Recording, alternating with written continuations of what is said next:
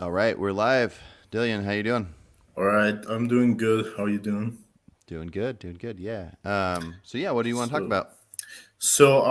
first off, I want to talk about the kind of the crop dust thing that's been popping,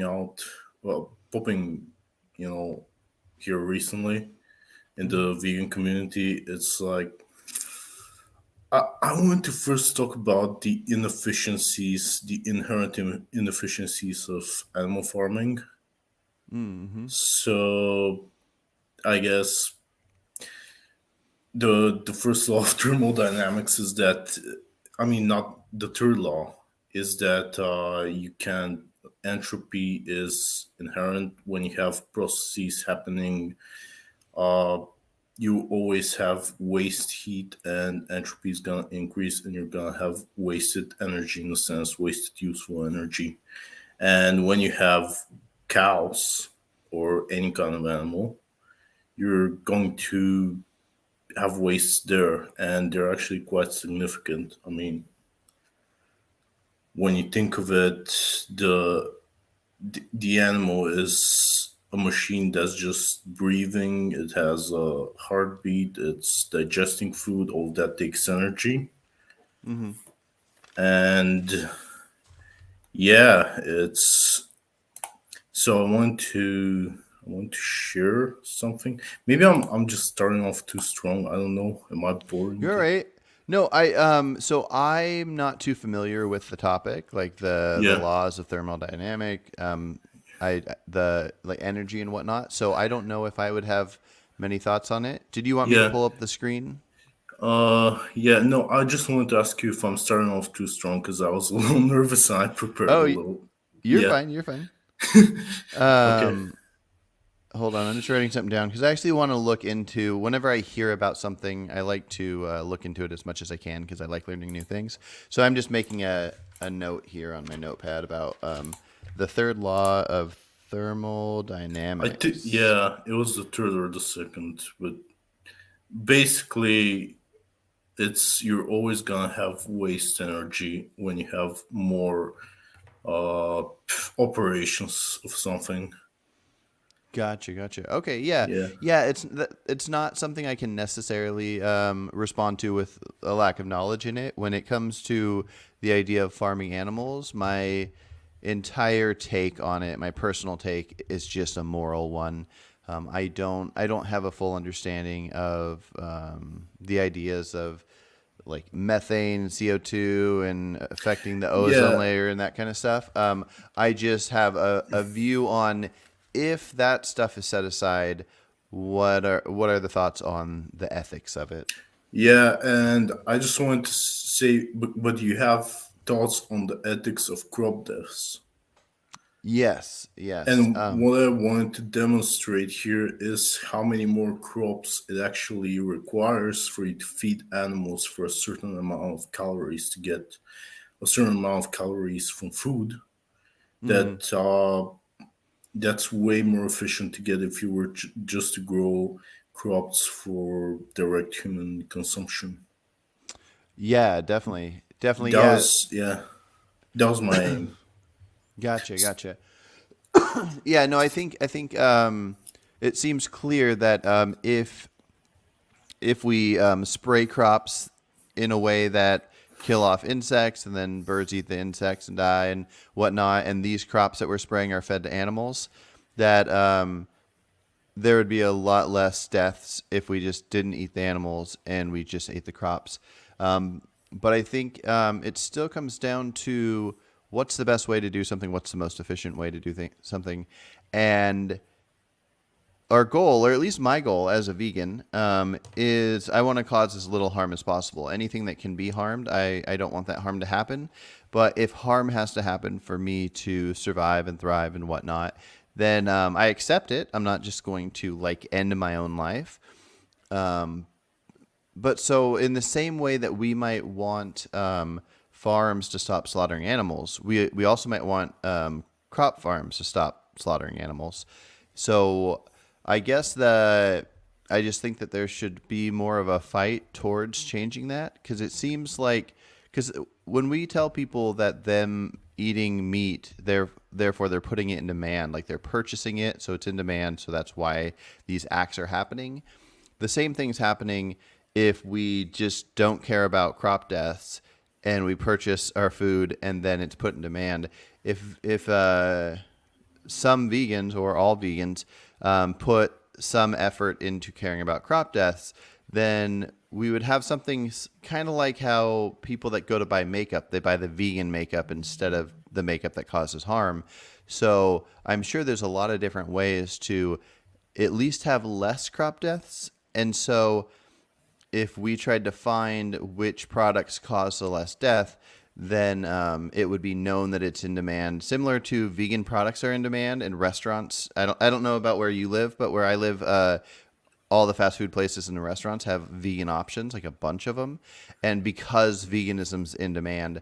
So if it was in demand that vegans want crops that cause less deaths, then maybe this would make certain farms be focused on that. I I think that if we have like a hypothetical vegan world, we would naturally gravitate towards having less crop deaths. We'll figure out more ways. I mean, right now there are even vertical farms are types of farms Mm-hmm. that are much more efficient, hydroponic farms and stuff like that. That Yeah. they're basically isolating the plant from the environment. And Mm-hmm. I don't know about crop devs there, but I would think that I think that there won't be any basically, Yeah. and Yeah. that's a much No. more efficient way to produce the food. Yeah, I would. It sounds like it would be. I don't know too much about it. My thoughts always go to anything straying too far away from nature probably isn't good. But just because it's natural also doesn't mean that it's the best.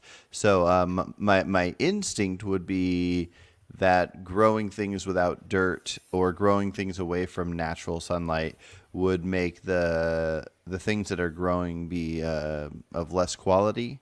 But that might not be true. And I'm guessing the fact that people are going through with it doesn't mean that it means anything because most companies make stuff that is unhealthy and they don't really care about the health of the people. They just want to sell their stuff.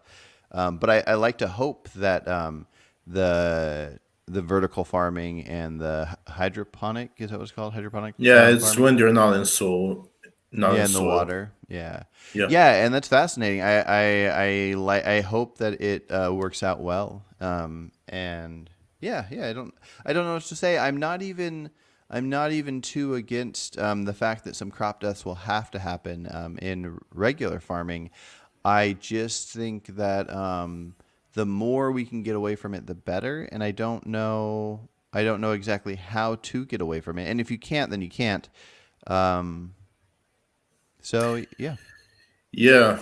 I mean, there are. I guess I don't see why there shouldn't be ways to lower that if we have the aim to lower that. I mean, Hmm. we seem to be doing a lot more impressive things than figuring out ways to lower crop deaths. But Hmm. yeah, I guess when it comes up from the meat eater point of view, it's usually what I feel like it's appeal to hypocrisy. They're Hmm. just trying to say, oh well, you're also participating in suffering, so why are you holding me accountable? And then they will start holding you accountable for crop deaths, but in reality, there are crop deaths for raising animals. Hmm. There's predator culling, so the predators that would eat, they would attack the animals. They kill them, which we're gonna talk about next, right? From the vegan Hmm. perspective, predator Yeah. culling. Yeah, and you also need crops like these. The animals don't live on sunshine like plants do. They have Hmm. metabolisms, and usually the food that they can realistically eat and absorb in a day, it's going to yield very very small percentage of its calories into actual calories that you're gonna eat as animal food. Yeah, yeah, yeah. Definitely. It definitely seems like a waste, and yeah, I'm definitely not a fan of it. Even with the crop deaths, I don't think it would ever add up to being worse than the animal deaths. I just think it is a good thing to talk about. It's a good thing to Yeah, recognize, especially to be prepared for when non-vegans talk about it. I don't think you necessarily need to be prepared for something, but it can be awkward if somebody brings up a challenge to you and you don't know how to handle it. But there's nothing wrong with being wrong about something as well. There's nothing wrong where if a vegan wasn't prepared for it and somebody said, "What about these crop tests?" They can go, "Oh, I don't know much about that, but I'm willing to learn about that," or something like that. People are always just wanting to be right, and it's a bummer. It's just part of how we are, that we always want to counter something to yeah, be right. But yeah. I'm trying to think. So I'm gonna call the, I can't think of the name of it, but the like the agriculture center of like the city I live in, and I want to start asking some questions to see what the laws are when it comes to things that involve crop deaths. Like I don't know if farms, because I know if you go hunting, you have to get a license. You have to specifically pay to be able to hunt like one specific type of deer. You can only kill one and something like that. But from my understanding with crop deaths, there are hunters that are hired to shoot animals that are trying to eat the crops. And I'm just curious. I don't know any numbers on this, so I'm curious to find out at least what's on the books of yeah. laws on I it. don't know much about it, but I also know that there are some hunters that would literally use crop fields to bypass some laws against shooting certain animals, and they would Mm. just, kill them anyway. So, Hmm. it was, I think Joey Carpstrom was talking about this in one of his last videos. It was about ducks being killed in rice fields where these ducks don't even eat rice and they're just shooting the ducks. And Oh, but they're blaming it on protecting the yeah, crops. and even with that, it was the calculation was just something crazy. You gotta eat something like 18 tons of dry weight rice for you to be responsible for the death of one duck. Hmm. Hmm.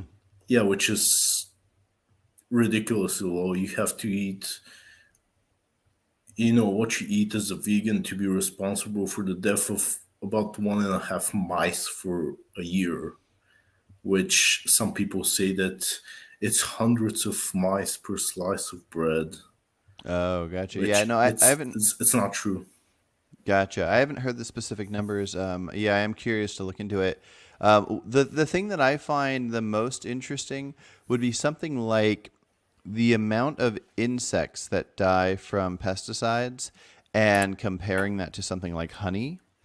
Now, I don't think we need honey. It's not like a top like health need. So when I compare it to crop death insects, which I believe bees die from crop deaths, I like to compare it to something like sugarcane to make table sugar. Because if honey was like the most healthy thing in the world for us, and it was like one spoonful of honey gave us half our daily need of nutrients, then we might go, okay, let's each do 1 tablespoon of honey. But since it's not healthy or necessary, I don't need to fight for it or anything.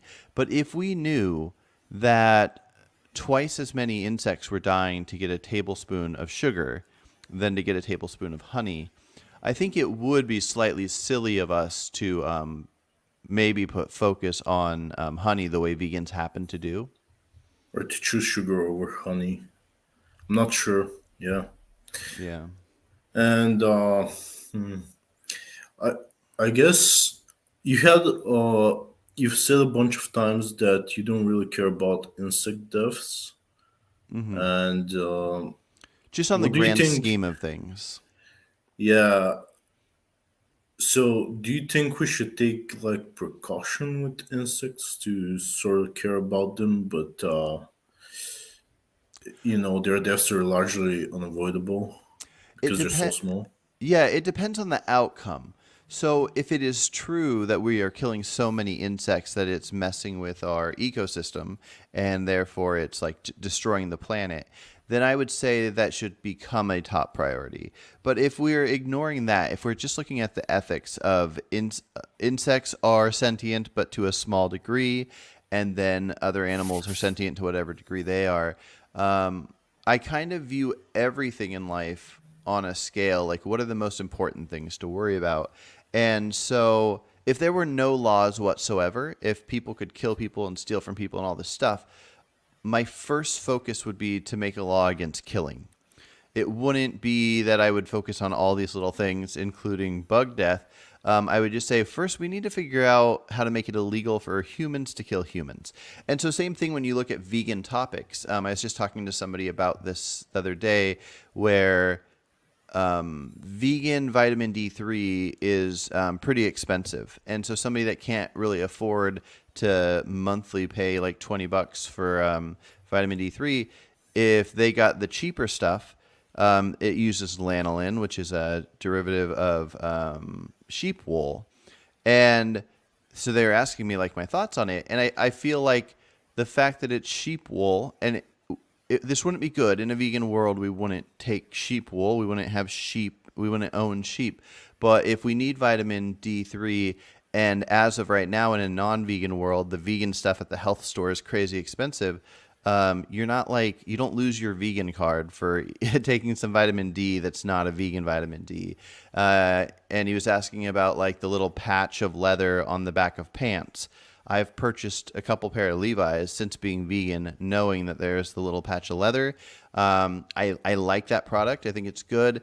The how many years I'm gonna wear a pair of pants, and how small of a piece it is, I'm just not worried about it. So when I don't think that I need to look at a list of what makes you vegan or not and do every single thing on that list.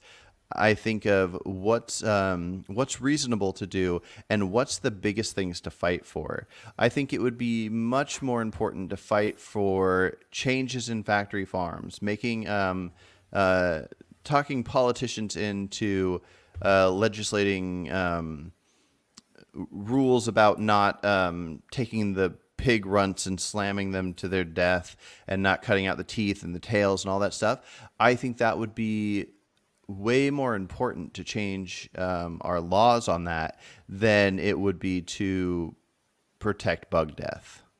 And I think the same thing would go for anything. If I could talk somebody into cutting out meat, dairy, eggs, and fighting for legal change in factory farming, or I could talk somebody into cutting out meat, dairy, eggs, and honey and not fight for legal change, I would choose the one that eats honey and fights for legal change. Because if I should just make a list, but if I had a list of all the most important things in veganism, the most important in my mind, all the way down to the least important,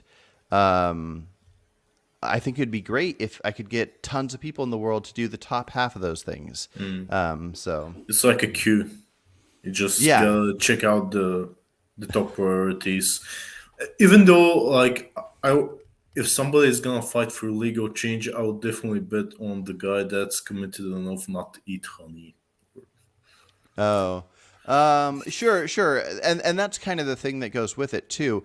A lot of people hate the idea of convincing somebody to reduce their meat consumption or to fight for welfareism, but what they miss out on is if you get somebody to reduce, that person with that mindset a week later is going to go, I was reducing, but then I realized I couldn't feel right even doing any, so I cut it all out. So yeah, if somebody was cut out meat, dairy, and eggs and was fighting for legal change, they probably would, like, as they're learning about stuff, go, okay, I don't want to consume honey, and then they change it. But I do think it's worth recognizing where the priorities are. Some people like just excuse the smaller priorities. I think we should look at the small ones and go, okay, there is a problem here, but we recognize it's small. I did that post the other day asking people if they thought there was a difference between accidentally stepping on an ant versus driving and a bunch of bugs getting killed on the front of your bumper. And somebody's response, which is fine, said, "I'm vegan because I care about animals suffering and something something, and bugs don't suffer when they die or something like that." How do you know that? Right? Yeah, and and the thing is, if bugs didn't suffer, then you wouldn't care about honey. And so we just have to recognize, are we part of a group that has a set of rules that we all kind of blindly follow? And if that is true, then let's figure out why we're following it if there's good reason. Now, I do think there is good reason to not eat honey, but I also think that if we're going to be doing acts that are like I don't think a hypocritical argument is good, but if somebody were vegan except for they also ate honey, and then somebody else is vegan and does not eat honey, the person that does not eat honey, if they were calling out the other person while they're still consuming crops and whatnot that hypothetically might kill more insects than the honey kills, I would say something like that is why people should be careful about judging people too harshly. Especially on gray areas, because there are some things that are kind of the elephant in the room, where with honey it's you can discuss it, with oysters you can discuss it. I mean, I personally don't eat them, but I know that you've tried them once as a vegan or something. Yeah, I ate clams once, like a little over a month ago, and they were really gross. So I don't like that oceany, fishy taste. I don't like seaweed. I eat some seaweed for the iodine benefits, but I hate the taste of it. Oh yeah, I also hate the taste of it. That's why I don't eat seaweed. I just take like an iodine supplement. Oh, okay, gotcha. I do have scallops. That's another bivalve. I have some scallops in my freezer, and I haven't tried them yet.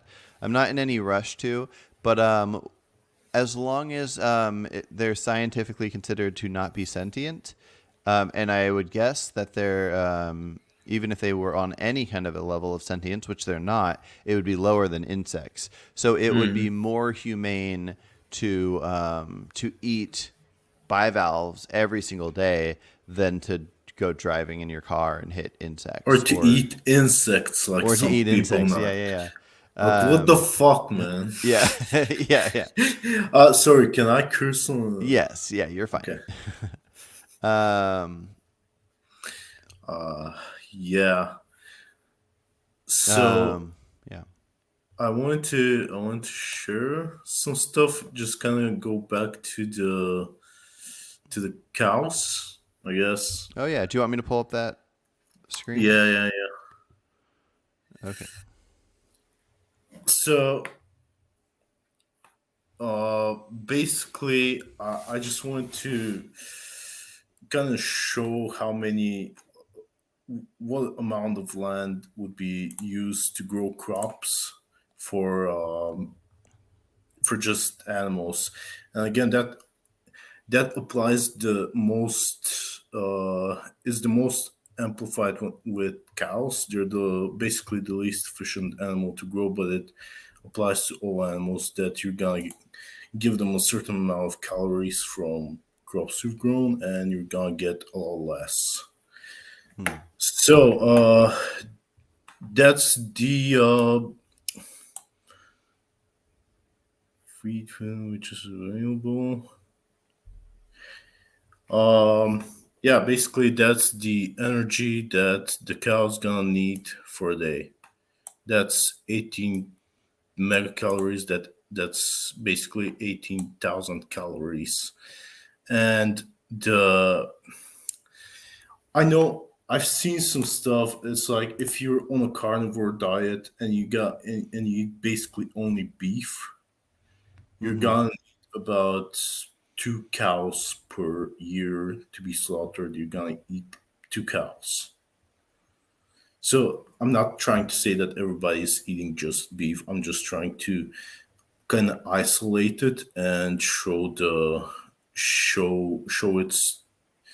this food for its uh, properties, I guess. Mm-hmm. And basically, a cow is, let's say, average slaughter Well, and just per so day. you know, the people that usually bring up the crop dust arguments, and if they happen to be on a carnivore diet or like a keto or something like that, often the ones you talk to, whether they're lying or not, and I think some of them are being honest, they are into the regenerative farming. And so it might be different if they're just like grazing on a like a free range area. Not Yeah, that it matters. I think I'm just so not the yeah. I'm not trying to look at these people. I'm just trying to look at the beef that the general population, Gotcha. consumes. It's just that I'm trying to isolate it as a food Yeah. to kind of show a point. I'm not saying that they're eating this. So the let's just say the slaughter age for cows is 30 months. Hmm. We just said, okay, you need two cows per year, so that's 30 months divided by six, because that's one cow per 6 months. You need Hmm. like five cows to just constantly exist for you to be able to eat only beef. Gotcha. Okay. Oh, why is this? Why does this keep happening?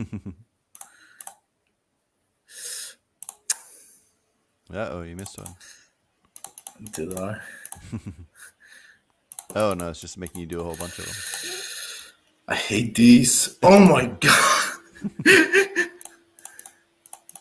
It's all right. Can you? I'm No, you're fine. I'm gonna read a comment real quick while you get that going. okay. Okay, Jeremy says the problem you'll have with the honey eating activist versus the non-honey non-activist contrast is deontologists pointing to what they see as analogies in the human context. Like a leader who accomplished a lot politically for women while assaulting a few women. Oh, I see. Yeah, yeah. Versus a guy who assaulted no one but accomplished nothing politically. Yeah. Good. I'm done. I can't. Not that's not working. Gotcha. Okay, I'll just Oh, this is. Yeah, you're this good. is I'll just go out of that. You're good. You're good. Did you want to hop over to the predator calling? the predator calling. Oh yeah. Okay. Okay. What are your thoughts Fine. on it? Did you end up watching a couple of those videos I sent you? Yeah, I watched them all, but Okay, cool. basically, there's one argument that it's like a hypothetical, the one with the predator, the xenomorph or whatever it is, Yeah. where they basically say you have you have this alien that's killing humans at the rate that lions are killing zebras, Mm-hmm. and should we kill those aliens? But I think where this analogy breaks down is that there's a third species, which is humans, which were the ones supposed to be killing lions. So if xenomorphs are killing, humans the way we described, and Mm-hmm. you're a third species like a Kardashev 2 civilization, basically a technological god compared Mm-hmm. to those species, should you just genocide the lions? Because right now they're not. Uh, basically, both of those species are at your. You can decide to make them extinct, and they'll be extinct. Mm-hmm. Yeah. Yeah, yeah. I don't know the right answers. If there is a good answer for something like predator culling, I think it would involve trial and error or being able to like look at a bunch of different universes where you try different things and see the outcomes. Yeah, but Yeah, I because think if you're going to be discussing if you should be doing this in practice, if you hmm should be killing predators, you need to look at the most, I guess, the closest to this situation where the humans are the prey species, which. I would say if you're in this situation where you're basically a technological god to these two species, a much better way would be to attempt to stop this without actually without genocide. Yeah. Yeah. What would that look like? I mean, I guess in this scenario, it would look something like sterilize the lions, keep them away from the zebras, and maybe have some way to be sterilizing the zebras so they don't. So it basically simulates the population reduction of the zebras from being eaten by lions. Mm, So you're not interesting. causing any damage like this, or at least that's what I think. Mm-hmm. So I know that there are methods for chemical castration. I don't know how it's administered specifically, but if it's with just a needle, I guess you can have like drones literally shoot zebras with. You're not gonna have kids darts. Yeah. Yeah. Huh. Interesting. Yeah. Hmm. Well, I wonder. I'm trying to wonder. Like, would that if you had less zebras, would that cause like I guess the less they have, the less deaths there would be. But then if the lions eat the ones that are remaining, hmm. Um, what do you mean? Like in this scenario that I described, or what? Yeah, maybe I didn't fully understand it. Okay, so you were saying to Yeah, castrate some of them and make have the zebras and the lions both have less offspring? no, maybe to basically castrate the lions so they don't reproduce without killing the lions that are alive right now, and maybe have them on some kind of a substitute diet if you can. Mm, I see, I see. Yeah, yeah, I don't know. In general, I don't like to mess with nature, so that's one of my concerns. Um, I but Yeah, but aren't you yeah. gonna be messing with nature whether you want it or not? It's like, Yeah, yes and no. Like I mean, we're gonna mess with nature in a sense, like if we decide to build our homes. But I think that's a very like natural thing. I think in the same way that like a beaver might chew down a tree, the tree falls over.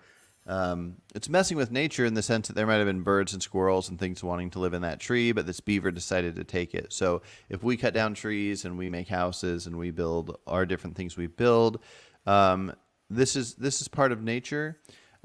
So in that sense, I guess anything could be part of nature. But if we are specifically our actions are just to mess with something in nature, and it's not just doing our natural whatever we need for ourselves. If we're just deciding, okay, we don't need to do anything here, but we think we should affect these animals in this way, yeah, I don't know. Because I used to lean towards the idea of the culling predators, the way Vegan Gains does. But then when I thought about the fact that if I was a predator, like if I was a carnivore, I would eat meat. I would not want some beings to come and end my life. I wouldn't sacrifice my own life. I would view it as immoral, but I would eat meat. Luckily, I don't need to, but if I needed to, I wouldn't want to be taken out. So in that sense, I view the lion eating the zebra as it just doing what it needs to do to survive. But if I saw a lion kill and eat a zebra, and then it chased down another zebra and just tortured it and slowly killed it and didn't eat it, and it was just being sadistic, I might kill that lion. yeah, but we're not talking about like killing lions right now. We're just talking about not letting them reproduce. That's first of all. And second, I actually find it quite annoying when people hold this standard to not mess with nature with people that are trying to do it in an altruistic way, like Mm-hmm. to stop suffering, and they usually don't have the same standard for people that are just generally messing with nature with with selfish intents, like uh, genetically breeding, animals for the sake of having them produce more animal products, while Mhm. disregarding them, their suffering. Just these animals will suffer excessively just because they exist in the body that we've bred them into, Yeah. right? Yeah, And no, it is weird. There's a huge disconnect. People don't think of yeah. There'll be people all over the internet caring about Cecil the lion and if rhinos are going extinct, but they don't care about how we've bred dogs to be able to not breathe well and the breeding of livestock and how they're treated. yeah, It's very strange. I guess it's much easier to care about something that you're not, used to seeing, and about single cases, because you can Mhm. see it, you can empathize with it. But when you say something like, "Oh, 140 billion animals are slaughtered each year," that's only the land animals, and then you're Mhm. like, I think that goes to the type of numbers where they just lose all meaning to the human brain. Like, we Mhm. haven't evolved to be working with these numbers Yeah, yeah. for I think if somebody was told a million animals died, it would sound the same as a billion. They don't they don't care about how many more animals that is and how much more suffering that is. yeah. It's kind of but strange. but it's like, and a lot of people say that we shouldn't be comparing travesties in history, but Hmm.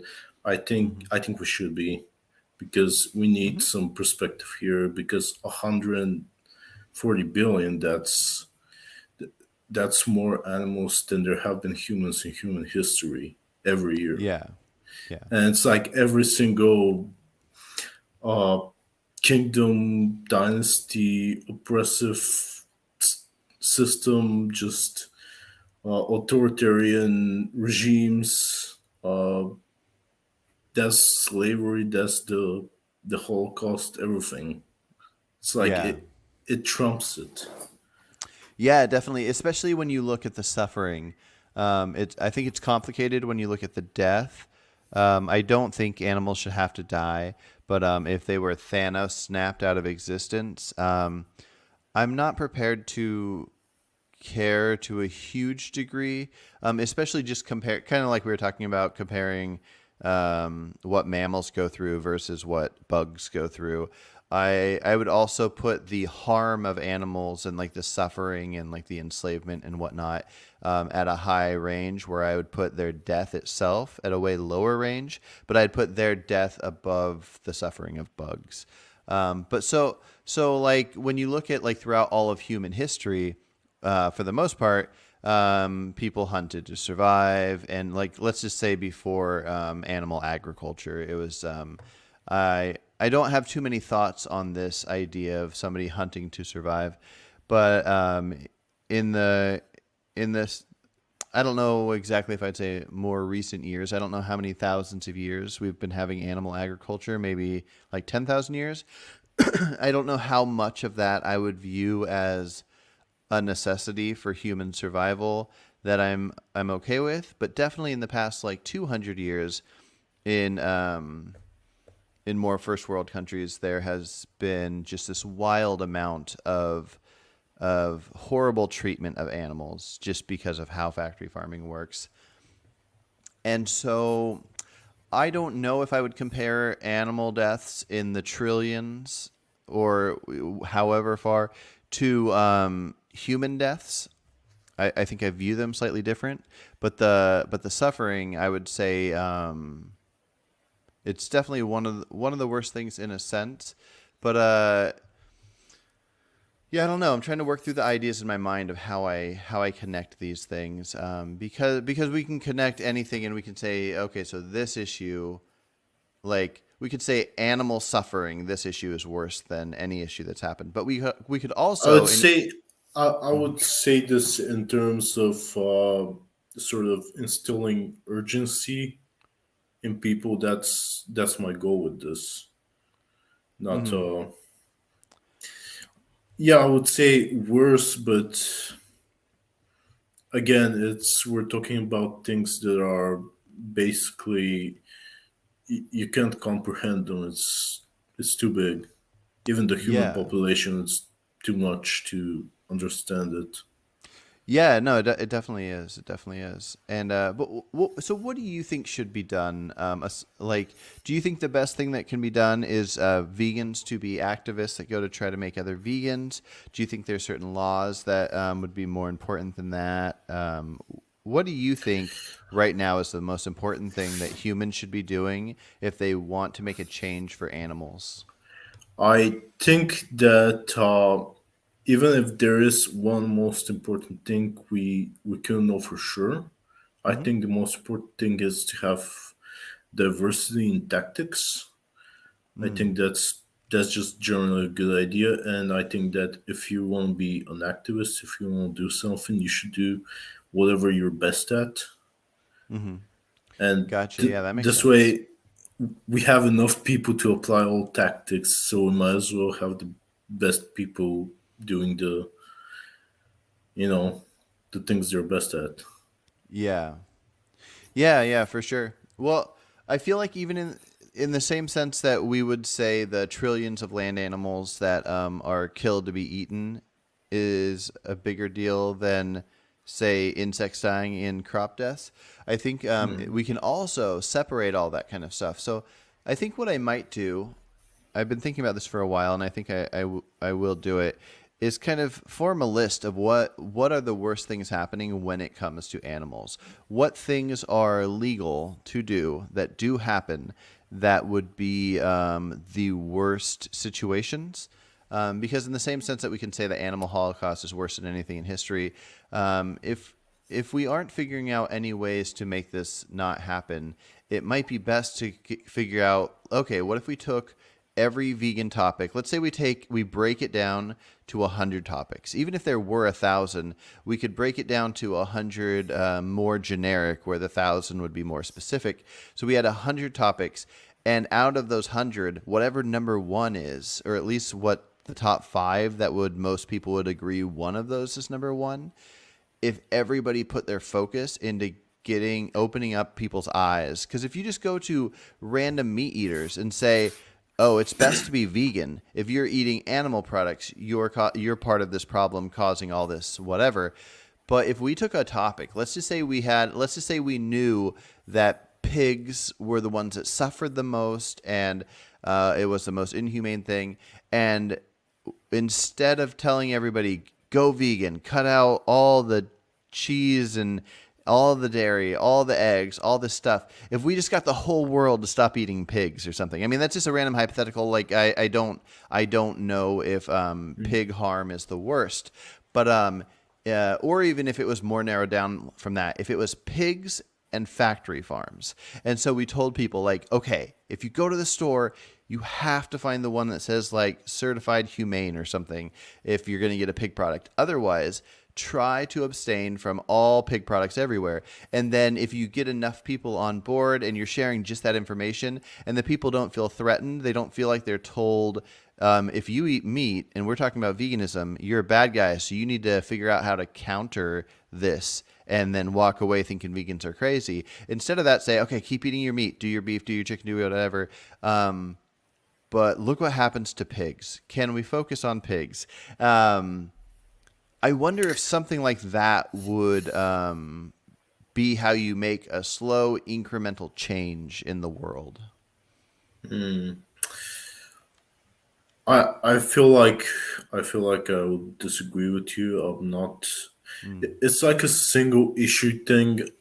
Hmm. Some groups already do this with fur. So there's a big campaign for stopping fur here in Hmm. Europe, which is Yeah. good. I mean, we got one mink farm here in Bulgaria that was really attacked by activists that are, you know, in animal rights groups, but they're not really all vegan groups. They're just larger, more um, single issue groups. Hmm. Dogs, cats, and then minks.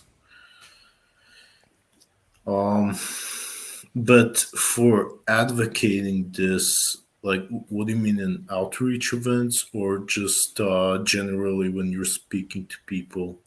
Yeah, well, I just wonder, like, so I talk to a lot of people about veganism, and let's say outside of YouTube, like just talking to random people, if the topic comes up, somebody might say, "Oh, well, why don't you eat eggs?" And because a lot of people don't get veganism, and so we talk about it broadly. But I just wonder, there seem to be a lot of people that are anti-factory farming, even if they're meat eaters, and when people talk about veganism, there's this defense of, oh, if eating meat is wrong and I eat meat and I'm not going to stop, I'm not doing anything wrong, so I have to counter this idea.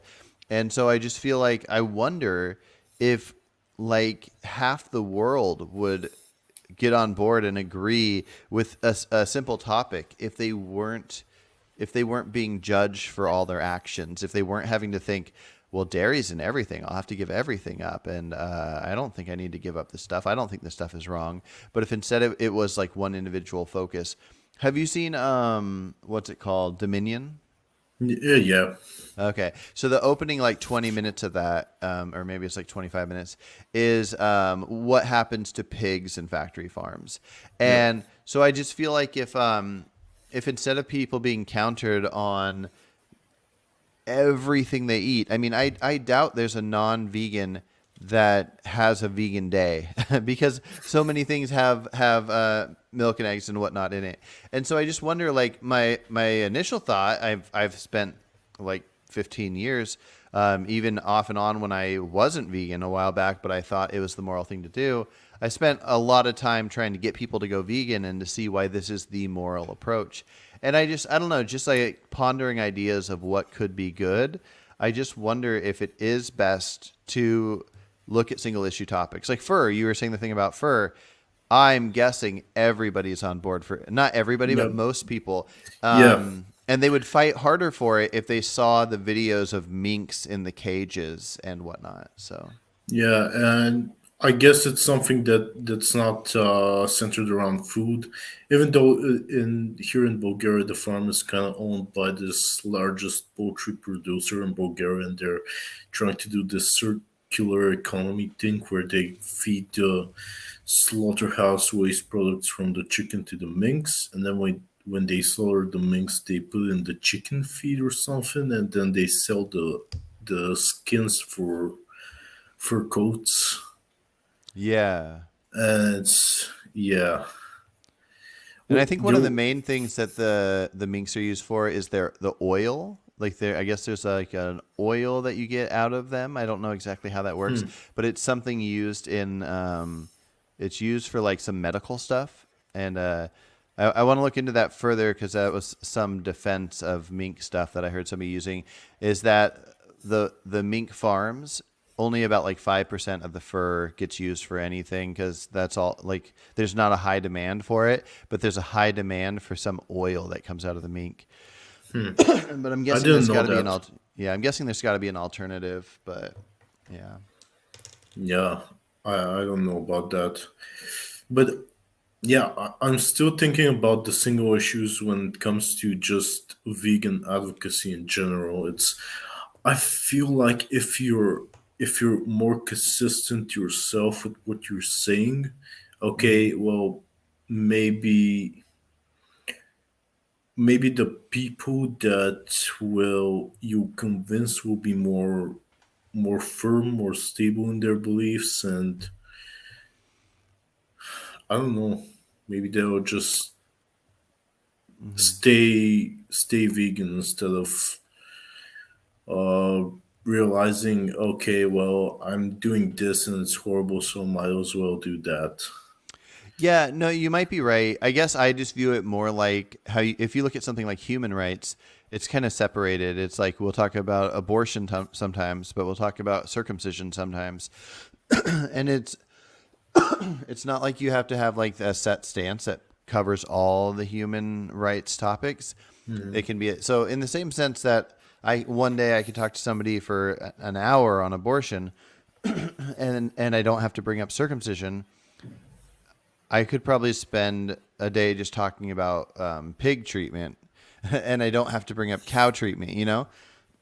And Yeah. so I just wonder if something is so off-putting to people about the entirety of veganism that tackling each topic separately is good, and it doesn't mean that you're abandoning other things. If people ask you about full-on veganism, you could give the answers. But if you're sitting down and trying to get people to understand like what's happening to orcas in captivity for like SeaWorld or something, you don't have to tell them, but you can only fight for ending SeaWorld if you don't eat meat, dairy, and eggs. It would just be like, here is a topic, and if we fought against this, this would be a good outcome. Yeah, I'm not like I don't think we're actually doing this. We're saying you can't fight for orcas Yeah. if you're not vegan. We're just saying you should be vegan.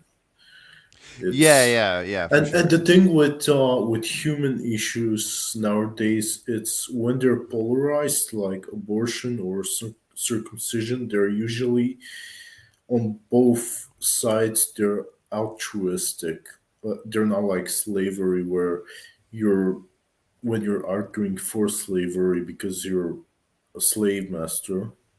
You're Hmm. arguing for your own convenience, for your own sake. Where with abortion, it's like on the one side people care for the baby, and on the Hmm. other side they say that this is not good for the mother. So they're trying to weigh these two things. It's, Hmm.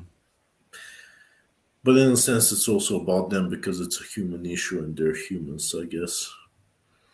Yeah, well, and it makes sense. I mean, we're humans. It's It makes sense to care about our topics, maybe yeah, first and but foremost. But yeah. it's equal when it comes to who you care about on both sides in that sense. Where with animals, it's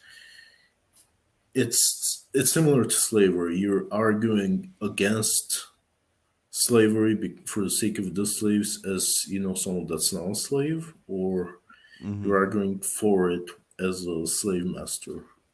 Hmm. Yeah, yeah. No, that's interesting. Um, yeah, yeah. I don't know what the right answer's gonna be, but I'm definitely looking forward to making this list. I'm gonna make a list of the the hundred things that are legal to do to animals. Do you agree that the law matters in a Yeah, sense? Like in my mind, the most important thing that kind of matters. I mean, it's hard to say just broadly, but is the law. If you live in a society that has laws, something being legal or illegal is kind of the most important thing. Like it's nice to change hearts and minds. You can talk to people and hopefully they'll change their ways. If somebody's like a bigot of some kind, it'd be nice to get them to not like dislike gay people or dislike somebody because of the color of their skin or something like that. But way more important than that would be that a law is in favor of people's liberties and whatever the moral outcome is. yeah, And but yeah, so no, go for it. sorry. You okay? So I would ask you: Do you think that a law is the most important thing because they are, the thing that change the circumstance, or maybe it's like a correlation causation thing where when you have a significant change, a law will follow, and then it's gonna seem like the law did most of the work, where most of the heavy lifting was done by the social change that Yeah. allowed for the law to be implemented because it's democracy. Yeah, it's definitely both. I had a talk with Jeremy Gord here in the comments. I had a talk with him about if a lot of vegans would just want to instantly make vegan topics law. And me and Jeremy were talking about how we wouldn't, kind of for different reasons. And his take on it was something like what you just described, where if the majority of people don't want this change, then putting a law in place might not be a good thing. And you have to kind of change the people first. And I agree and disagree. Like if the majority of people decided they wanted to be it to be legal to kill people, I would still think that an important part of having a society would be to make it illegal to kill people. So I think whether people want it or not, if you make it illegal to like torture animals and do factory farming type stuff, I think it would be good to put that into law. But there are certain types of laws that if the majority want them, like let's say something that doesn't personally harm anybody but could be disliked, like something like littering. If for whatever reason 90% of people are saying we want littering to be legal, I don't know what the society should do about it, but I think they should make it legal. they it yeah, there are many things that I don't think the law should override what the majority want, but when it comes to freedoms, I think it's probably best to recognize that the laws should involve freedoms and protections from harm. It's just tricky when it comes to animals. Yeah, I mean, I would disagree with you here Hmm. because I think there are a lot of laws that have managed to sort of start legal change. Like, I know that seatbelts at the start were hard to implement because of social backlash, drunk Hmm. driving. Hmm. You know, people don't always know what's best. But what I wanted to say with this is you said the most important thing is to change the law, where I would say the most important thing is the thing that had the biggest impact for me. Mm. And what had a bigger impact, that was not, my point. If I could change the law to so Hmm. that people can do what they can do to animals, I would do it. Like, I Hmm. would recognize that this wouldn't be the most the most efficient thing. They'll probably still do it illegally. Hmm. I'm not sure what will happen. But if it was that easy to change, then I would. Gotcha. Like any killing and eating of animals at all? Yeah, Gotcha. Yeah, I I'm just so nervous about it's how new veganism is. I'm nervous about like I think the studies are out there and they're fine and it shows that it's you can be healthy and vegan, um, but it's so new that there's barely anything on the idea of somebody being born and raised vegan and get be and being old and being vegan. I'd be curious. I know I watched some videos on some of the founders of the Vegan Society talking about raising their kids vegan. I don't know if it was from birth or if they already had kids before they went vegan, but this was back in like the 50s, and so I'd be curious to see. I don't know if it's just that there aren't many studies on the lifelong vegans, or if there just aren't many lifelong vegans. And I guess the anecdotes wouldn't really matter too much, but I'd be curious to see how the studies play out over the years. It's just so new. Humans have been eating animal products for all of human history, and then veganism itself as an idea was invented 80 years ago. And there have been people before that that abstained from some animal products, and probably some people that abstained from all animal products. But we're talking about it was maybe in the 50s or 60s that B12 even was discovered as a vitamin. Like nobody even knew what that was. It was we discover things as time goes by and we have the technology to discover things. But the idea of anybody before, say, the understanding of what B12 was, anybody going vegan accidentally were taking risks. Now I think it's good to go vegan. I think everybody should, and we have supplements, but I don't know. I don't know with how science and technology works as far as discovering elements and bacteria and how that kind of thing works. But I don't know if there's maybe even a thing like B12 or vitamin D or whatever that humans haven't even discovered yet. So it's one of those things that like I don't know how many studies and how many years and how many retrying of studies it takes to figure out how well we know this stuff. Yeah, I don't think if we can cover the nutrients in a way that will lead to positive health outcomes, Hmm. it's like we should be looking at the health outcomes, not at single nutrients. So you can look for any element. I mean, not element, but I guess uh, chemical that you don't know of right now that's in the human body. But if you're not taking it exogenously and it's not changing anything, that then why does it matter? I mean, if you already know how to be healthy as a vegan and Hmm. you don't know these certain things about your body, like, Yeah. Well, I mean, I feel perfectly healthy as a vegan, and I'm sure I assume it's fine. Like my daughter, who's almost 7, has been vegan from birth, and she's perfect. Seems perfectly healthy.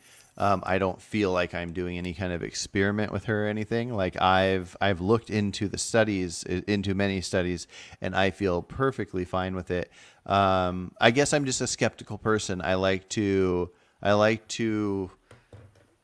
be very careful with how I view things. Like I think we live in a society that it's perfectly reasonable to say you can't cram a tiny chicken into this tiny cage and pump it full of hormones and make it weigh so much that its legs break and it's suffering. Like I feel comfortable saying that no matter how much we need animal products, there's no way we need it that bad to do that. But when you get further and further away from the disgusting treatment, I don't know if I feel confident saying, let's remove all this and see how people's health is. One of the problems is it'd be hard to know how people's health has changed because most people are so unhealthy as it is. Most people eat processed garbage and most people are overweight and that kind of thing.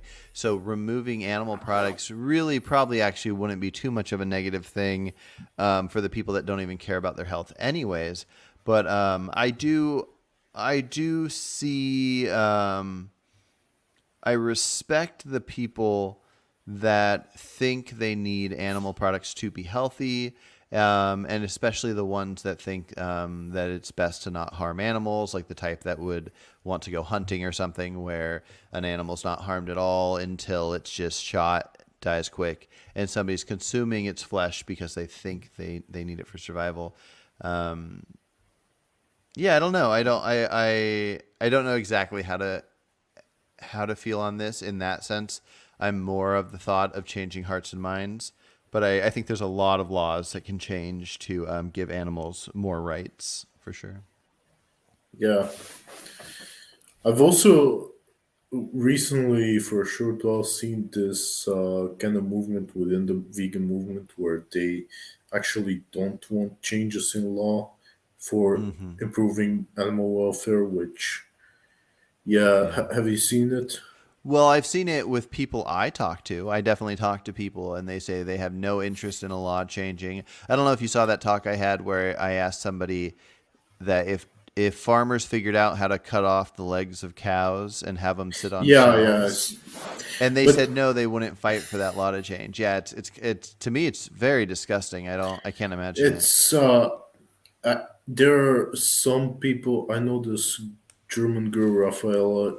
They're like they're not just not gonna fight for these laws to change, which I think it's okay. Not everybody should, but they're against people fighting them. They're against these laws being implemented Yeah. because if you have certain footage, I guess you cannot use it anymore if it's changed, if this is no Yeah. longer the situation.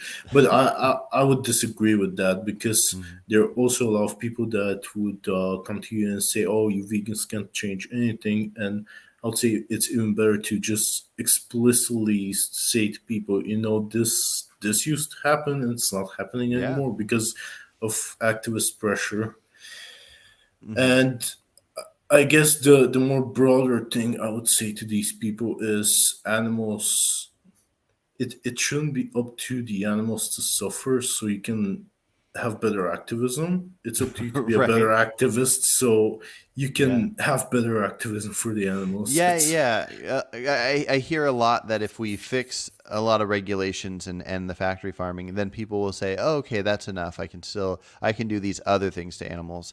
And that's part of why they don't want these things changed. But I think what you just said is perfectly right.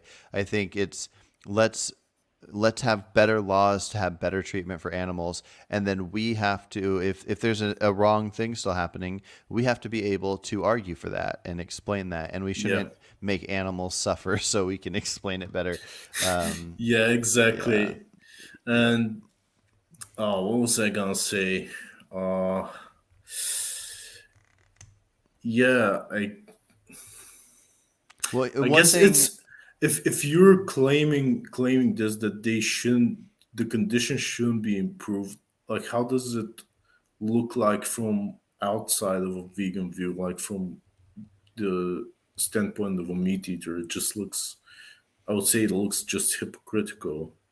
Yeah, yeah, yeah. No, it definitely does. And the problem is, I know a lot of good people that say this, that they don't care about any of the welfare stuff. And I think, honestly, I think what it is they have not thought it through, and they haven't been in a position to need to think it through.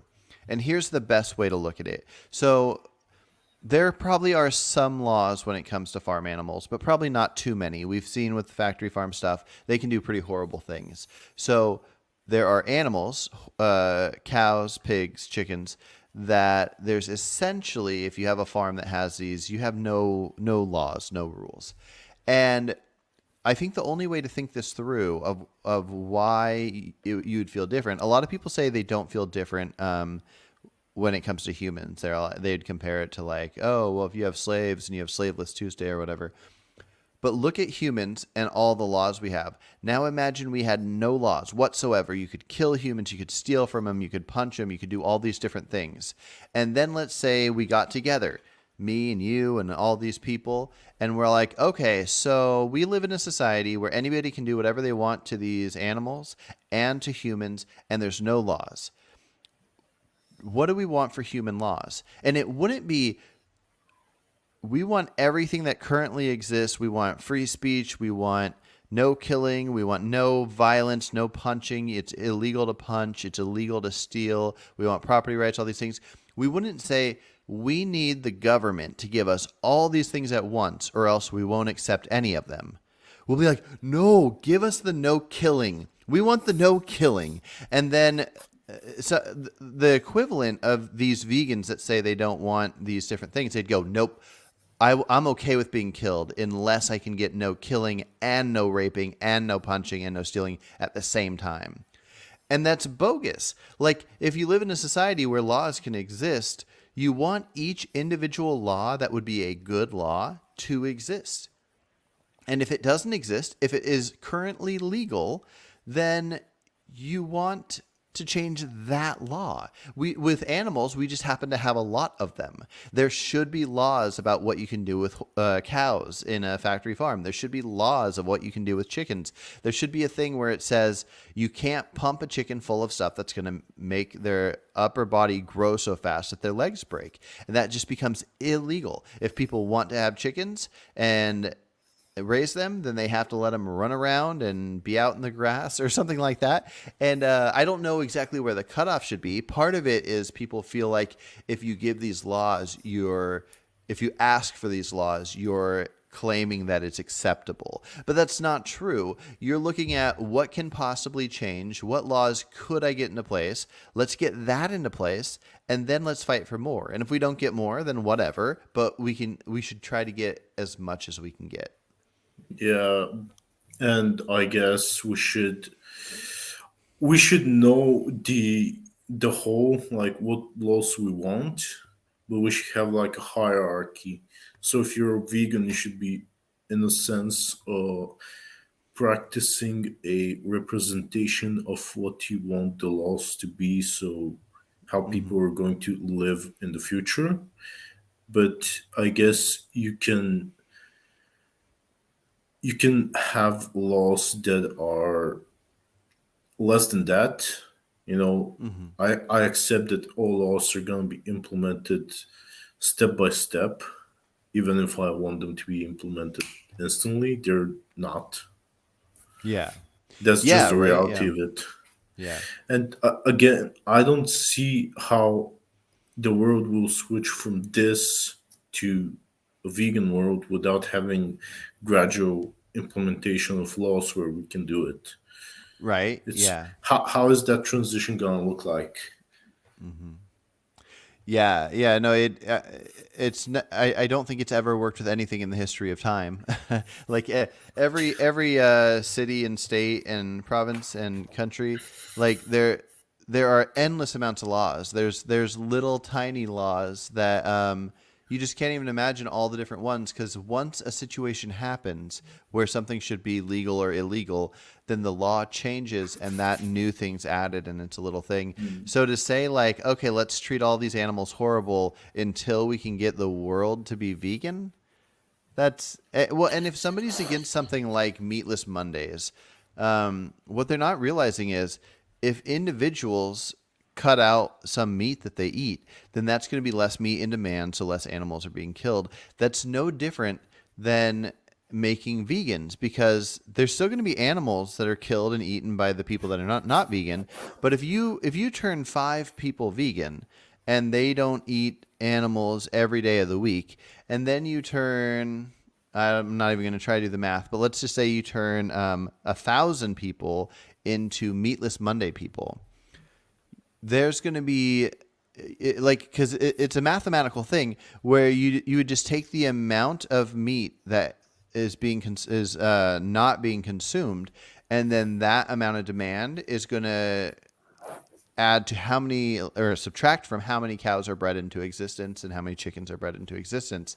And so this idea of like, let's turn somebody into a vegan, but the vegan's actions don't matter, because if the vegan just doesn't eat meat, really, for the abolitionist, their thought is turn vegans to vegan one by one, but none of their actions really matter.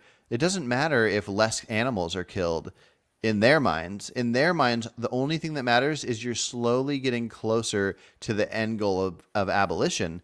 But a vegan not eating animals cannot matter to the abolitionist, because the same effect would be happening from a non-vegan reducing. Yeah, but also this scenario where you compare five people turning vegan to 1,000 people, having Meatless meatless Monday. Monday.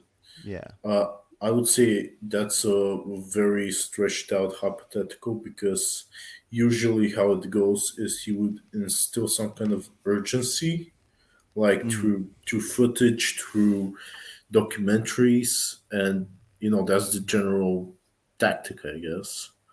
Yeah. And meatless Mondays, that's there's no urgency in that. It's True, true. There on could be on an downsides. individual level. It's I feel like on an individual level, it's better to advocate for veganism straight up. But when we're talking about laws that are just I don't know how to describe it, heavy and difficult to implement, to change. Mm-hmm. It's those changes are a lot harder. They're not the same thing. The individual and the societal change. Mm-hmm. Yeah, for sure. We Yeah, no, should it's we it's should separate complicated. them. I think there is. Yeah, no, I think there are details that can make one thing better or worse than another.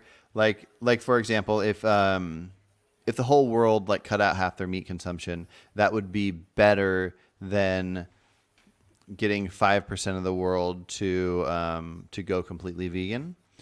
But we do have to factor in different things, like if you like, depending on different countries or whatever. But like in an area, if you get like 25 to 50% of people to do something, then there's a snowball effect where everybody else kind of just hops in line, which is kind of lame. It kind of sucks that happens because people are followers.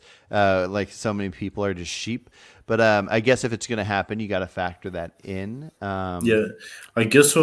what I'm trying to say is I don't think this scenario of more people going meatless Mondays than people going vegan is realistic. I feel like if I'm gonna advocate for this, I don't even know how to do it because Hmm. I'm like, how do you convince somebody that's important not to eat meat on a Monday? Like, Well, so one of the things is like I've talked to a handful of non-vegans that say that they think it's immoral to eat animals. They really think it's wrong. They wish they could go vegan. They actually wish the law made it so they had to be vegan, but they can't help themselves. They love it. It's they've grown up doing it. It's such a norm for them when they go out with their friends. They want to eat the food at the restaurants, but they think it's morally wrong. And so these types of people are the types that, especially if you're nice to them, you could probably convince them to maybe try to buy more ethically treated animals or cutting out meat. Just saying like, okay, so you can't get yourself to go vegan right now. Figure out how to eat half the amount of meat you eat, or do meatless Mondays. I told a guy to do meatless Wednesday. Maybe do a thing where you only have animal products in your dinner, but not your breakfast or lunch. Or I don't know. It's just small talk that you have with people that yeah, feel this way. I mean, I guess the approach I would have with this type of person would be, I like to say this thing. Um, I wish that I knew this when I first went vegan. So you would make a list of all your favorite foods, and then you would try to replace your favorite foods. You know, just find the animal products, go on YouTube, type the animal product plus vegan after it, or no, before it. Hmm. Just, vegan anything, and just be okay with most of them. You not liking most of them, but make some kind of a, it sort of gamifies it. You're gonna do this thing which is low barrier to entry, which is make a list, and then you're gonna start thinking, and when you start thinking about it, that's when you change your mind, when you start actually trying to solve each individual problem. Because when you say, kill all animal products, that's very daunting. And Hmm. when you say make a list, that's okay, I can make a list. Yeah. When you say, okay, well, this specific meal, maybe you should try other things, and it can be like, okay, well, that's interesting, I can try this and that. Okay, I'll do Hmm. it. Yeah, no, that's a It's great idea. I agree. Yeah, it's complicated, but I do think that is the area though that I noticed it the most, is yeah, getting it's people to think about things. it's people that, in these people, the question isn't anymore why, it's about how. Yeah, yeah. How and kind of like if they can is what they're wondering, Yeah, but but that's which would really be a the how. how. But yeah, Yeah. yeah, for sure. No, I totally agree.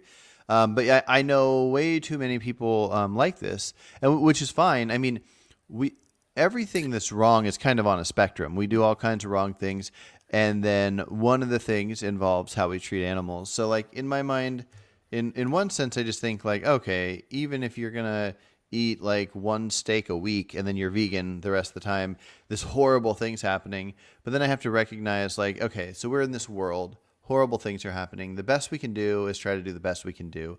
And if something's illegal to do and somebody's going to do it anyways, the best I can do is to get them to do better. Yeah. And so it's kind of like when I talk to people about something like vitamin D or like the tag on your pants. If if I'm going to be so pushy that I'm saying like cut out meat, dairy, eggs, honey, all these things, and don't you dare buy a pair of Levi's jeans. Um, we're just we're not in that world, and we have to slowly work towards people having a better understanding. And if they ask me what I would do, then I could say like, oh, well, in this case, I actually am okay with buying the jeans. But in this other case, I personally wouldn't purchase this thing because it causes this issue. But if you feel the need to, do it now, and then maybe later you'll be convinced not to. Yeah, something like Yeah. that. I mean, I guess I acknowledge that we live in a world where there are people that would reduce their, I guess, the suffering they cause, but they wouldn't completely eliminate it if it's possible for them. But Hmm. from my perspective, I would say I see no reason to advocate for a reduced steering approach if I have an alternative, I guess, argument, not really argument, but an alternative way to advocate that's for a straight up vegan approach for that thing. Yeah. And I Oh no, just I, don't I think see, that's. Mhm. I just don't think there's a scenario where the reducitarian um, advocacy would be better where there's no just vegan advocacy alternative. Yeah, no, I get you. Like for me personally, it would be doing the things you're talking about doing. But then if the person's like, I'm not likely to do it, then talking about the little details and really, really talking about anything. Just even if I couldn't get somebody to go vegan, it's like if I can get them to not fund SeaWorld, if I can get them to not um, get fur, whatever the thing is. Because people work in baby steps, and people, especially anybody I'm talking to, there's a chance I might talk to them again, or they will talk to somebody else. And so, hearing little ideas from me that they can think about. My main hope is that they don't leave a conversation with me thinking, I hate that guy. I don't want to think about anything he said. I want them to think like, um, those are interesting things worth thinking about, and I need to challenge myself further. Yeah, that also depends on the person that you're talking to, because some Yeah, people yeah, are, yeah, they're like a brick wall. yeah. It's true. But hey, I actually got to hop off here. Okay. I got to get to a thing, and before that, I'm gonna respond to a couple guys in here. But I figured I'd say bye, and we'll talk again soon. I was just well, actually, the main thing I was gonna respond to in here. Somebody asked me. They said they see me stream a lot, and they were wondering like what I do for a living. And so I'm actually, it's kind of complicated. I usually refer to myself as a stay-at-home dad, which I sort of am. But me and my brother own a landscape company, and but I only do actual landscaping once a week. So on Wednesdays, you'll never see me stream on a Wednesday for the most part because I landscape from morning till night. And then outside of that, I'm a stay-at-home dad with my 6-year-old, and until summer hit, I was doing homeschooling with her. But also, I probably shouldn't call myself a stay-at-home dad because Monday, Tuesday, Thursday, Friday, I do like a daycare type thing for a 1.5-year-old from 7 a.m. till 5 p.m. every day on those days. So I usually only stream on the weekends or around noon PST during nap time for that kid I watch. So I'm pretty busy, but I like to be on here and talk about vegan stuff as much as possible. And I didn't get a chance to read through all these comments. Akash and Jeremy, I'll see you guys tomorrow. So maybe we'll be able to go over some things, but I'm glad you guys were able to talk. And I was going to read one thing from Lewis, but I think I lost it.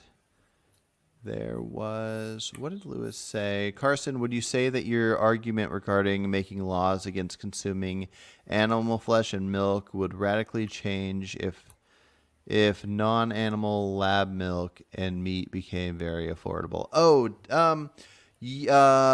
yes. Another thing there. So like, I think that will change everything. I think lab-grown meat will be one of the main things that turns the world vegan, but that's partially so I'm sure the lab-grown meat will be just as healthy, if not healthier. We can probably engineer it to be healthier than meat currently is. But with the people that are skeptical about the health, of it, like that they think they call it like we're using cancer cells or whatever. The reason that won't affect if people go vegan is because most people already don't care about their health. I think most meat eaters will switch over to lab grown meat and they will not even care if it's healthy or not.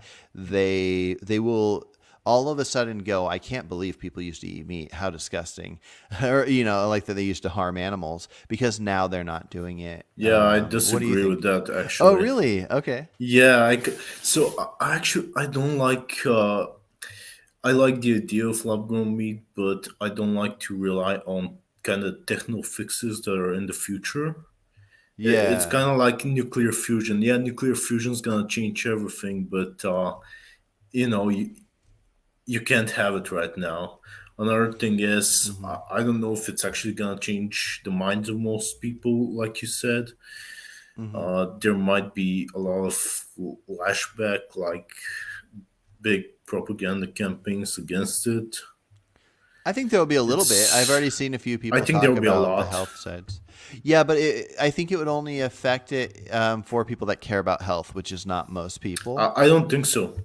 Oh, It's yeah. like most people Oh, and it got they approved, do right? care Like, they care about health, but they don't have a good idea of what it actually means. So mhm.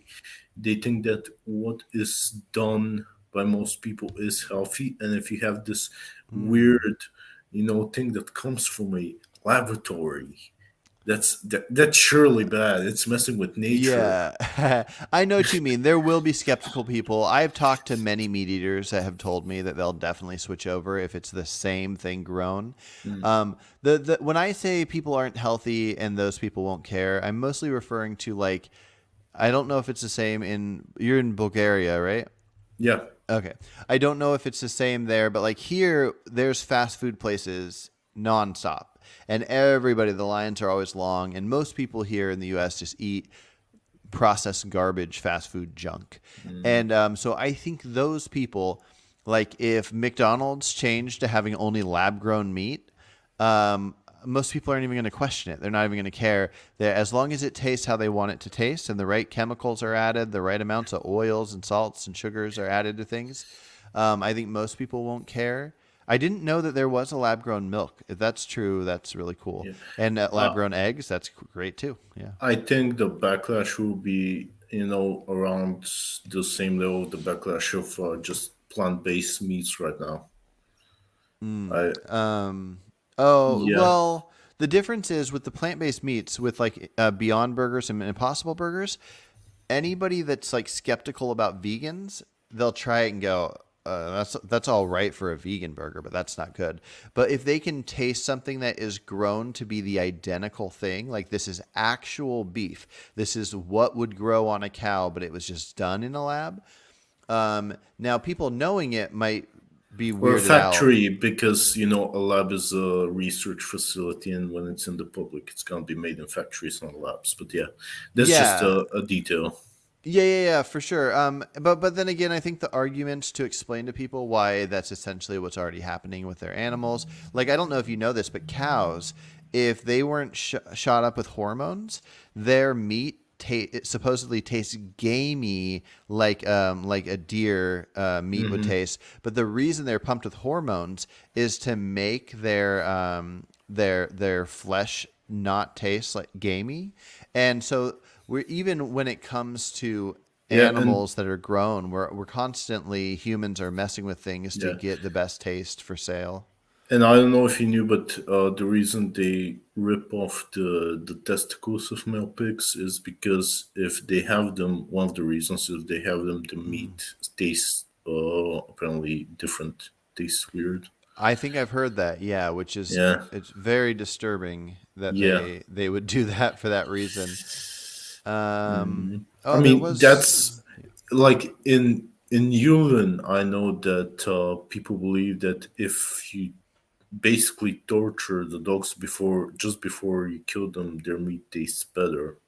Like mm, they would literally kill them by burning them with blow torches alive, and mm, yeah, and torture them intentionally. that's crazy. Yeah. Let's see. Lewis clarified. He said, yes, my hypothetical entails lab meat and milk containing at least all the nutrients of the conventional counterparts. Yeah. I would still accept that people are being that might be skeptical about a problem with doing something that isn't natural. Not the fact that it's not natural, but if they were to claim that essentially it would still involve studies in the same sense that I want to see more studies to decide that I think it should be illegal to harm animals. I think there should be more studies I think there should be as many studies as are needed to show the outcome of what lab grown meat would do when humans consume it.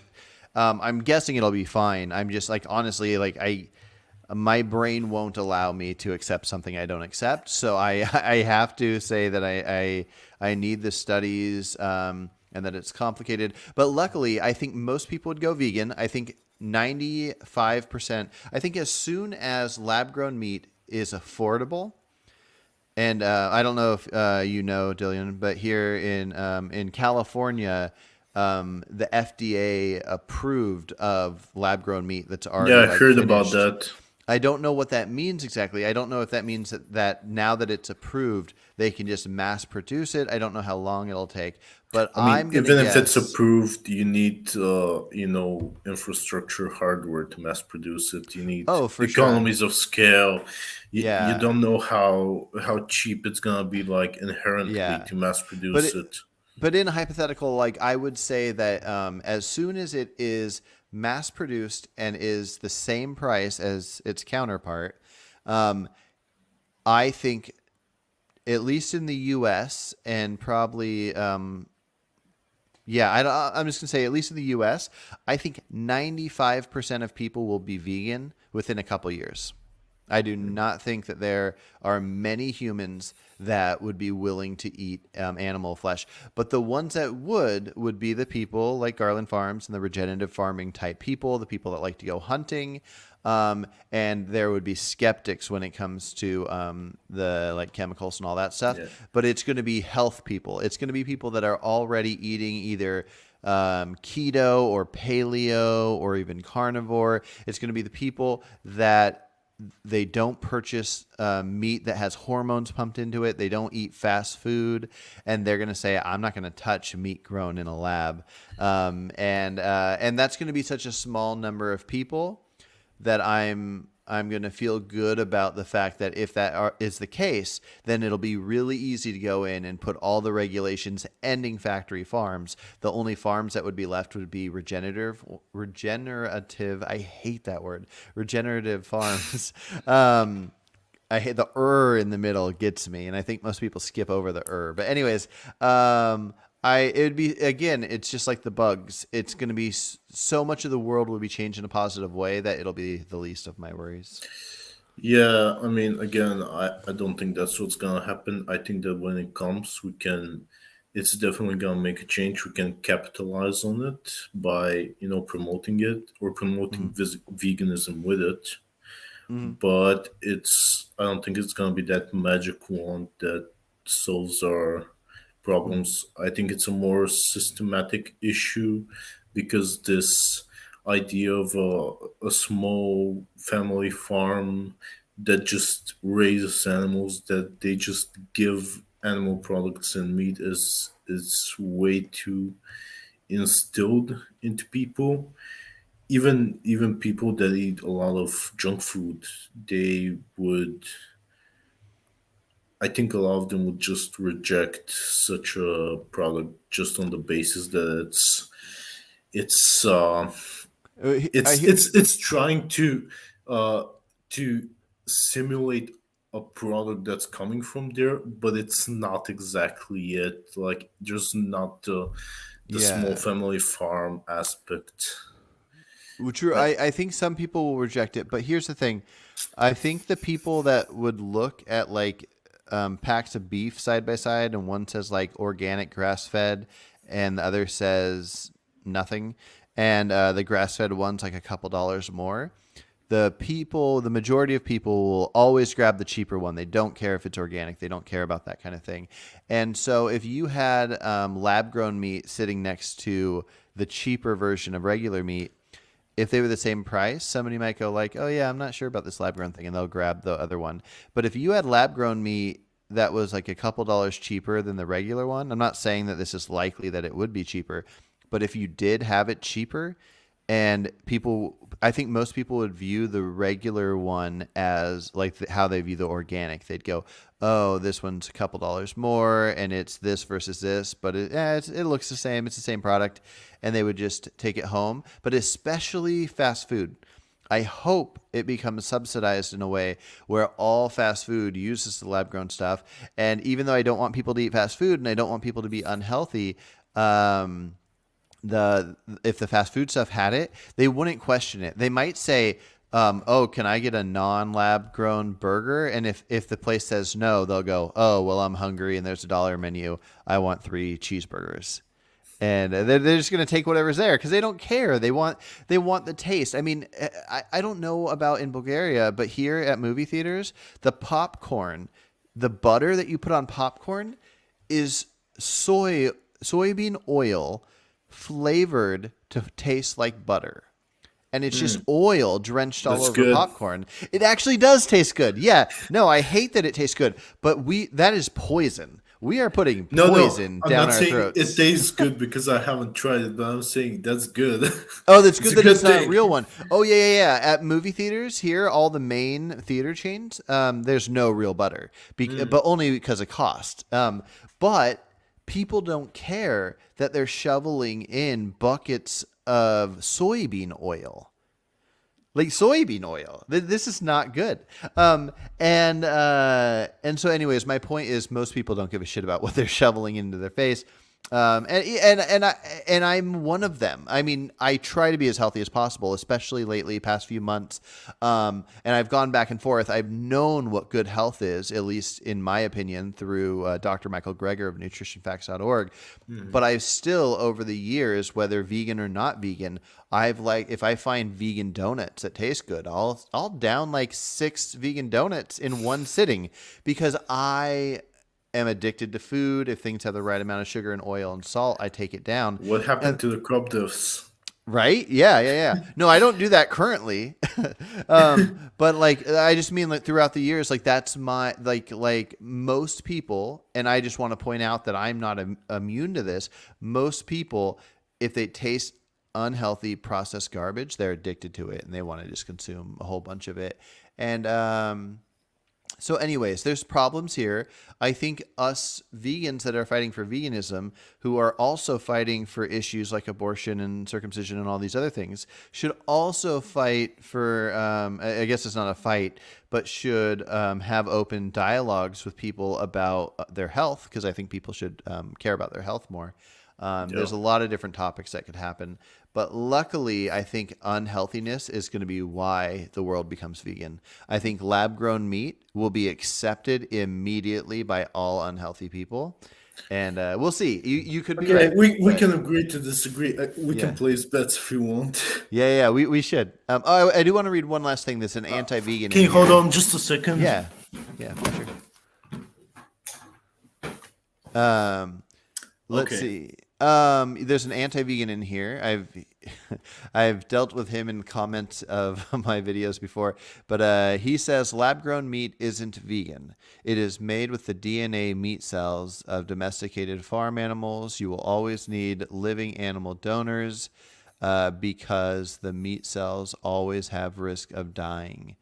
I don't care if something is considered vegan or not. I care about doing the best we can do to cause the least amount of harm. If 100 rats died to get Impossible Burgers, and the Impossible Burgers made hundreds of thousands of people go vegan because Impossible Burgers taste amazing, then it sucks those rats died. But I don't care if we have to go out into the wild and tranquilize an animal, pull out a teeny piece of its cell to grow meat to get people to stop eating animals. I don't care, you know? So, And I would say to anybody who says you would always need this, this, and that, it's how do you know the future, dude? yeah, yeah, You don't know that. yeah. Yep, definitely. But yeah, I just want to read that because he's a troll of sorts. I don't know if he's Yeah. fully being a troll here, but anyways, I do hate that a lot of vegans actually have that stance. I know people that say they are so hardcore vegan that they would fight against lab grown meat because they don't think that you should take a biopsy from a living cow, and I I can't. There's a lot of things I can barely fathom, but Listen, those people, if people would accept it, I would give a biopsy from my muscles to do this kind right? of thing. Yeah, But yeah. We I should do don't that. think there'll Human be grown meat. humid like Joey Human. Armstrong. You know, those Oh are man. meat donors. It's Yeah. just ethically slaughtered human Oh meat. man. There would be people that would eat it. That's for sure. But yeah. All Yeah, right. I gotta hop off here. But it's been a great talk. Yeah, I enjoy talking to you, and yeah, yeah, I'll see you same. next time. Okay, All right. bye. Bye. Take care.